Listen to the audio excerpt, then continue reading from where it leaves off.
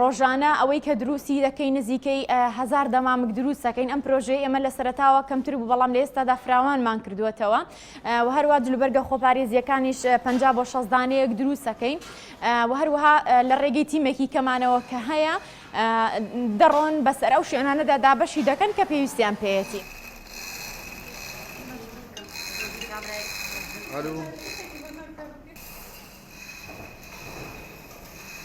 ئێمە کۆمەڵێک چین لە ناحیە ڕزگاری هەستاوین بە دروستکردنی دەمامک بە سەرپەرشتی ڕێکخراوی هاوکاری ئەڵمانی.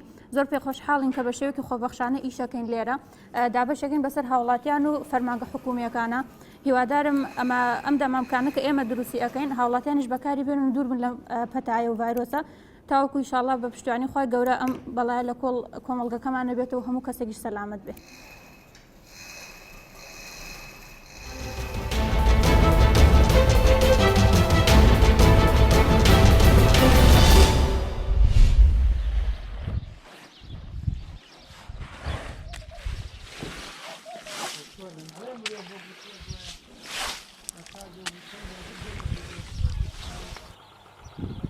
ئێمە بەهارانتین ئەم گۆلانە پاکەکەینەوە کە پاکمان کردەوە لە مشتەکەمان دەرکرد پێشەوە ئاوی بۆکەینە ئەسیێڵەوە غەزنەکەین. اینجا دوایەوە بە گەڵاکوتک ئەیکوتینەوە کە بە گەڵاکوتک کوتامانەوە ئەومان بۆ غەزن کردووە لە ئاسیێڵە ئاوی تێکەین. اینجا ئێدە دوایەوە دوو سێ جارە ئاوی کەمەکە ئەبێ ئاوی تێکەی هەتاوەکو ئەو خوێ وردەوردە تێدە بەرهەم کە هاتە بەرهەم ئیتر بەشی سەرەوەی خوێەکەی یەکەم جار بەشی سەرەوەی سپیە بۆ خواردنە کە بەشی سەرەوە دەرکرد دوایەوەش لە خوارەوە دەرێکین بۆ ئاژەڵ بۆرەکەی زیاتر.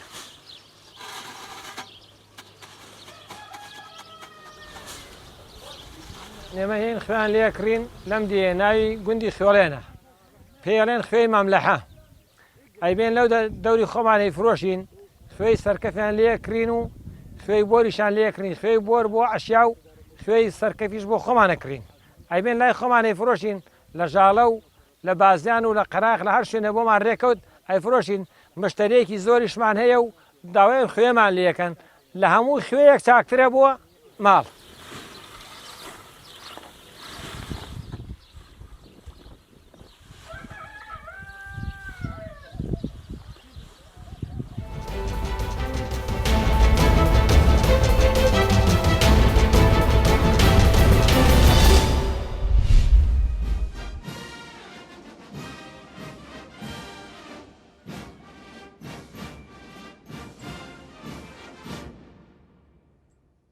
Здравствуйте, товарищи!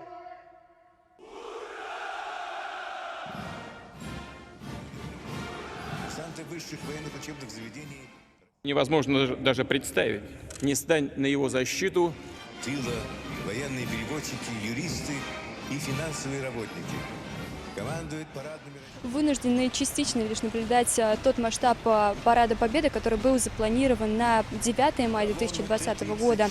Но сегодня все-таки в прямой трансляции народ наш увидит более 200 единиц военной техники, 75 видов авиационной. Перекопской реактивной артиллерийской бригады возглавляет парадный строй майор Дмитрий Абакумов.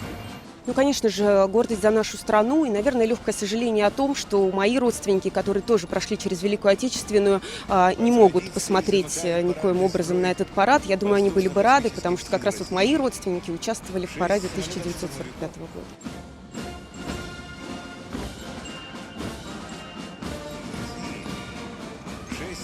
Штурмовиков Су-25БМ, рассвечивая небо столицы цветами государственного флага Российской Федерации.